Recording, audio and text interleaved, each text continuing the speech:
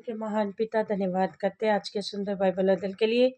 खुदावन हर एक को बड़ी बरकत दे, आशीष कर पिता यीशु नाम से मांगते हैं, आमीन। हम पढ़ेंगे गिनती की किताब 22 अध्याय।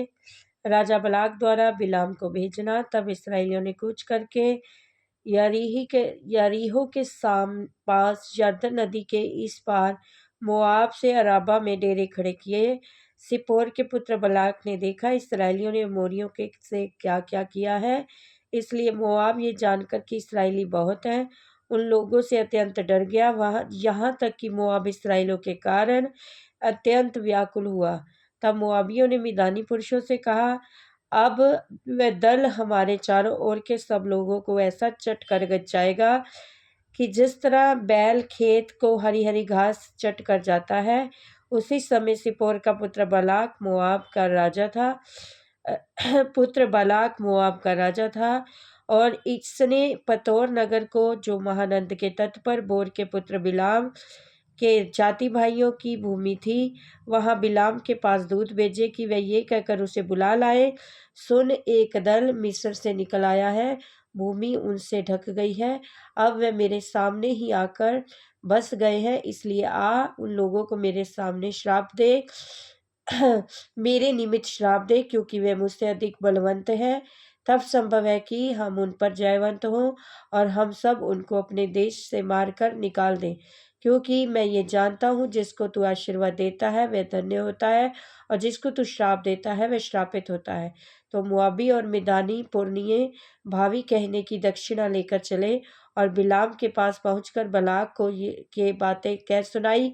और उसने उनसे कहा, आज रात को यहाँ टिको, जो बात यहोवा मुझसे कहेगा उसी के अनुसार मैं तुमको उत्तर दूंगा। तब मोआब के हाकिम बिलाम के यहाँ ठहर गए। तब परमेश्वर ने बिलाम के पास आकर पूछा, तेरे यहाँ से कौन पुरुष है? बिलाम ने परमेश्वर से कहा, सिप्पोर के पुत्र मोआब के राजा बलाक ने मेरे पास ये कहला भेजा है, सुन, जो दल मिस्र से निकल आया है उससे भूमि ढप गई है, इसलिए आकर मेरे लिए उन्हें श्राप दे, संभव है कि मैं उनसे लड़कर उनको बरबस निकाल सकूंगा। परमेश्वर ने बिलाम से कहा, तू इनके संग मत जा, उन लोगों को श्राप मत दे, क्योंकि वे आशीष के भागी हो चुके हैं। भोर को बिलाम ने उठकर बालाक के हाकिमों से कहा, तुम अपने देश में को चले जाओ, क्योंकि यहोवा मुझसे तुम्हारे साथ जाने की आज्ञा नहीं देता है। तब मोआबी हाकिम चले गए और बलाक के पास जाकर कहा, बिलाम ने हमारे साथ आने से मना कर दिया है। इस पर बालाक ने फिर और हाकिम भेजे, जो पहले से प्रतिष्ठित और गिनती में भी अधिक थे। उन्होंने बिलाम के पास जाकर कहा, सिप्पोर का पुत्र बलाक यूं कहता है, मेरे पास आने से किसी कारण मना मत कर, क्योंकि मैं निश्चय तेरी बड़ी प्रतिष्ठा करूंगा, जो कुछ तुझसे कहे मैं वही करूंगा, और इसलिए और उन लोगों को मेरे निमित्त श्राप दे। बिलाम ने बलाक के कर्मचारियों को उत्तर दिया, चाहे बलाक अपने घर में सोने चांदी से भरकर मुझे दे दे, तो भी मैं अपने परमेश्वर यहोवा की आज्ञा को पलट नहीं सकता कि उसे घटाकर या बढ़ाकर मानूं।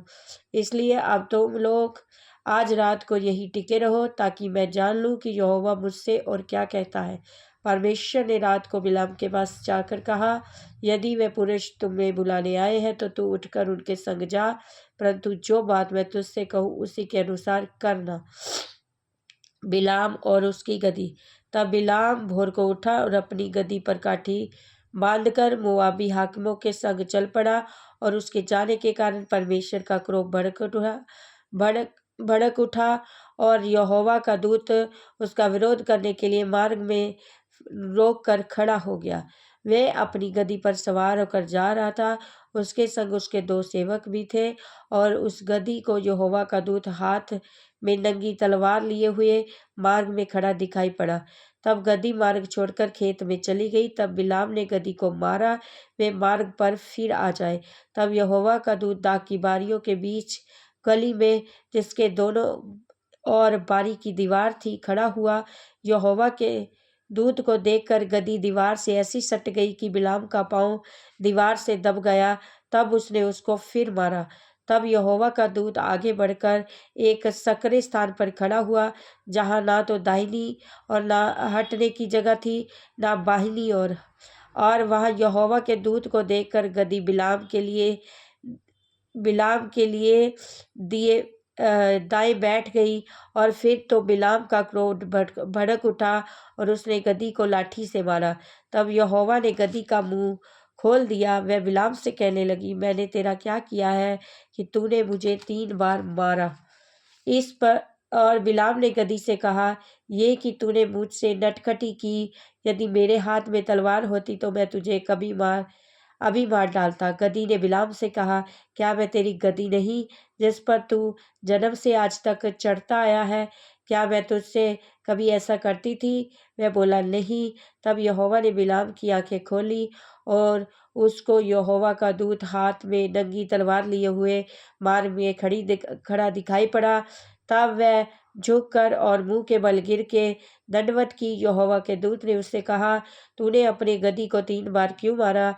सुन, तेरा विरोध करने को मैं आया हूँ, इसलिए तूने मेरे सामने उल्टी चाल चलता है। और ये गदही मुझे देखकर मेरे सामने 3 बार हट गई। यदि वह मेरे सामने से ना हट जाती तो निसंदेह अब तक तुझे तो मार ही डालता, परंतु उसको जीवित छोड़ देता। तब बिलाम ने यहोवा के दूत से कहा, मैंने पाप किया है। मैं नहीं जानता था कि तू मेरा सामना करने को मार्ग में खड़ा है। इसलिए अब यदि तुझे बुरा लगता है तो मैं लौट जाता हूँ। यहोवा के दूत ने बिलाम से कहा, इन पुरुषों के संग तू चला जा, परंतु केवल वही बात कहना जो मैं तुझसे कहूँगा। तब बिलाम बालाक के हाकिमों के संग चला गया। बालाक के द्वारा बिलाम का स्वागत। ये सुनकर कि बिलाम आ रहा है, बालाक उससे भेंट करने के लिए मोआब के उस नगर पर, जो उस देश की अनोन वाली सीमा पर है, गया।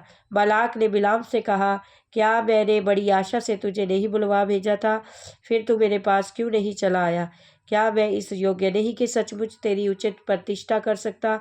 बिलाम ने बालाक से कहा, देख, मैं तेरे पास आया तो हूँ, परंतु अब क्या मैं कुछ कह सकता हूँ? जो बात परमेश्वर में मुंह में डालेगा वही बात मैं कहूँगा।